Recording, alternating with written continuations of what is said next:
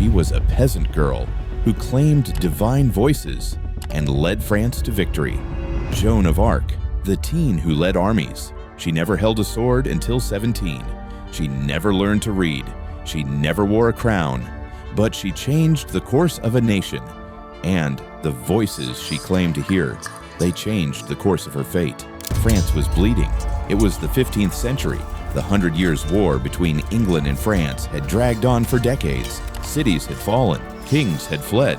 The French crown was slipping away. And then came Joan. She was born in 1412 in a tiny village called Domrémy. She was poor, devout, and anonymous, until one day at age 13, she heard a voice. She said it came from God. The voice told her to lead France to victory and crown Charles as king. She would later say, "I am not afraid. I was born to do this." But this was no vision from a cloistered nun. This was a teenage girl asking for an army, and somehow she got one. At 17, Joan arrived at the court of the Dauphin, Prince Charles of France. She predicted a military loss before it happened. She passed a secret test only Charles could have arranged. The prince believed her. The church hesitated. But the troops? They followed. She cut her hair short. She donned armor. She rode a white horse. And she raised the banner of God. Her first mission, liberate the besieged city of Orleans. Commanders doubted her, until the city was taken in just 9 days. From there, Joan became a symbol of hope, of defiance, of divine favor. She led troops into battle after battle, wounded once by an arrow to the shoulder. They called her La Pucelle, the maiden, a virgin warrior for God and country.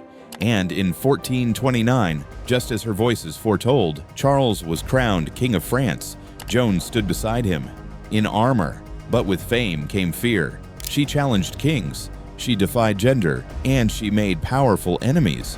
In 1430, she was captured by Burgundian forces, French allies of the English. The English didn't fear her sword, they feared her spirit, so they handed her over to the church for trial. She was charged with heresy, but the real charge? Being a woman who spoke like a prophet and fought like a man. She was interrogated over 70 times, alone, unlawyered, in Latin. When asked if she heard voices, she said yes. Saint Michael, Saint Catherine, Saint Margaret. They said she was possessed. She said they were divine. She was just 19.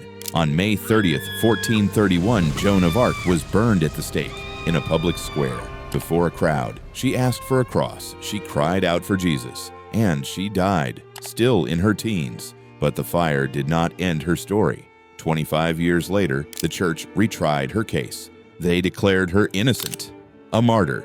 Centuries passed. In 1920, the Catholic Church made her a saint. France calls her a national heroine. The world remembers her as a symbol of fearless faith. A teenager with no nobility, no military training, no privilege, just a voice and unshakable conviction. She didn't fight for power, she fought for purpose. And she paid the price. But Joan of Arc's flame still burns, not in the ashes of execution, but in the spirit of those who rise above their station to change history. If you enjoyed unmasking the myths, hit subscribe, ring the bell, and tell us in the comments which historical figure you want decoded next. This is Chrono Tales, where we trade legends for logic.